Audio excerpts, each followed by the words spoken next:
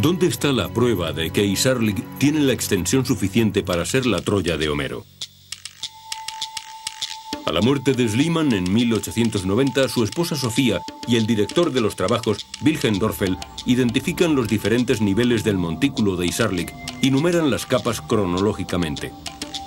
Descubrieron que Schliemann había profundizado demasiado porque el supuesto tesoro de Príamo aparece en el nivel 2, correspondiente a unos 2500 años antes de Cristo. En cambio, la guerra de Troya se cree que tuvo lugar en el nivel 6 o 7, alrededor de 1250 años antes de Cristo. En esa capa encuentran evidencias de una destrucción por cataclismo. ¿Es esta la prueba de la verdadera guerra de Troya? En 1932 llega a la escena una de las figuras más conocidas de la arqueología, Carl Blegen, de la Universidad de Cincinnati. Blegen, quien ya había excavado en la Grecia continental, pensó que era el momento adecuado para volver a tratar de localizar Troya dentro del amplio contexto de la Edad de Bronce griega. Blegen examina el yacimiento al completo, descubriendo que Troya está a la altura del nivel 6. En la capa superior, nivel 7, descubre Blegen una concentración de casas en el interior del recinto amurallado, lo que parece indicar que la población se estaba protegiendo de los sitiadores. Pero tampoco Blegen descubre una ciudad del tamaño de la descrita por Homero. Troya parecía destinada a permanecer en el misterio. Más adelante, en 1982, llega a Troya Manfred Korfmann. En el ambiente arqueológico hay un gran escepticismo sobre este nuevo regreso a Troya. Muchos piensan que después de tantas excavaciones, al fin y al cabo han sido 3 las campañas realizadas, no puede quedar mucho por descubrir. Pero la campaña de Korfmann introduce 50 años de nueva tecnología en la excavación. Uno de sus primeros descubrimientos se sitúa justo al sur de Troya, a orillas del mar Egeo. Aquí su equipo encuentra más de 50 enterramientos con ajuares de la Grecia micénica. ¿Sería esta la prueba del campamento griego con los cadáveres de los guerreros griegos que habían venido a luchar contra Troya? El equipo de Korfmann descubre también que la bahía de Troya de la época difería sustancialmente de la actual, ya que el agua, en la época de la guerra de Troya, estaba más cerca de los muros de la ciudad. Y en años más recientes, no lejos de la antigua bahía, Korfmann y su equipo encontraron con prospección magnética lo que al principio parecía un muro a 400 metros de la ciudadela.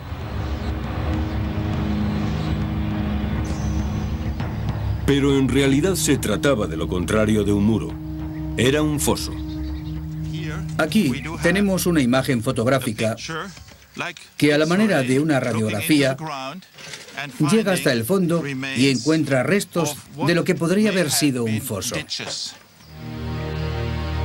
El foso que desentierra Korfmann está profundamente cortado en el lecho de roca, lo que le lleva a pensar que su finalidad sería probablemente defensiva. Los arqueólogos pudieron verificar la fecha de Troya 6 para la misma época de construcción de este foso. Troya 6 representa la época de la guerra de Troya. Y de nuevo hay una gran similitud entre este foso defensivo y el descrito por Homero en la Ilíada. Si nos fijamos en su descripción del foso excavado alrededor del campamento griego y miramos después el foso que hemos encontrado alrededor de la baja ciudad de Troya, vemos que el parecido entre ambos es muy llamativo. Parece que fuera este el lugar que Homero tenía en mente cuando reprodujo la historia de la Ilíada y la Odisea.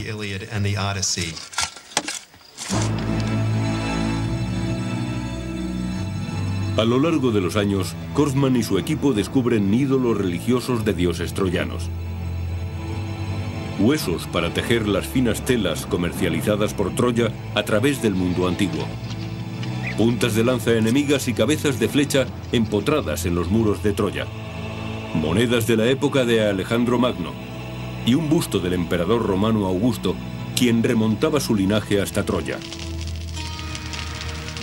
Pero a pesar de tan fantásticos hallazgos, hay algo que todavía se esconde de Korfmann, al igual que de todos los demás desde los comienzos de Schliemann.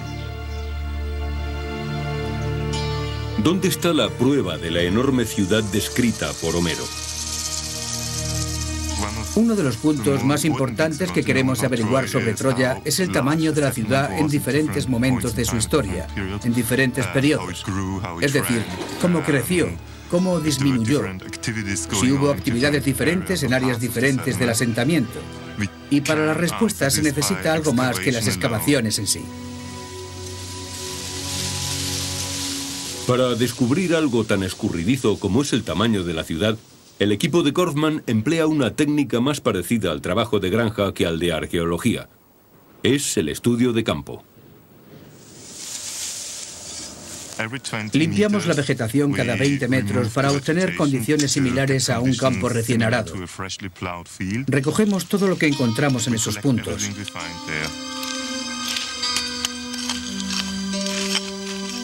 Cerámica, trozos de ladrillos, todo lo que haya por allí.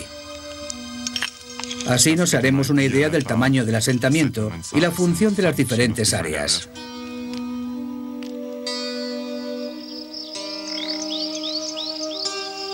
Sus hallazgos los llevan al campamento, donde los lavan, clasifican y fechan. Se trata de una gran cantidad de vasijas rotas que representan miles de años. Este año hemos cubierto alrededor de 15 hectáreas en 400 puntos y hemos recogido más de 100.000 objetos, desde esto hasta 2 toneladas de material. Una parte significativa de los restos de cerámica proceden de la Edad de Bronce, especialmente de la época directamente anterior a la Guerra de Troya. Podemos ver que el área que recorre toda esta zona hasta este foso y por el este, y donde supuestamente continúa el foso, estaba cubierta por un asentamiento de la Edad de Bronce. Los trozos de cerámica de la época de la Guerra de Troya se extienden 400 metros al exterior de la ciudad amurallada de Troya a lo largo del foso defensivo.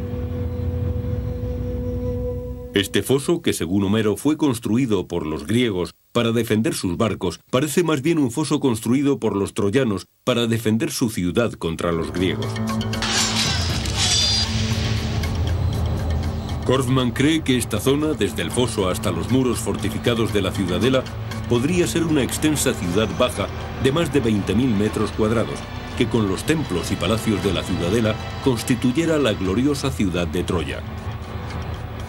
Es una Troya lo suficientemente grande para la descripción de Homero y lo suficientemente rica para que los aqueos quisieran conquistarla.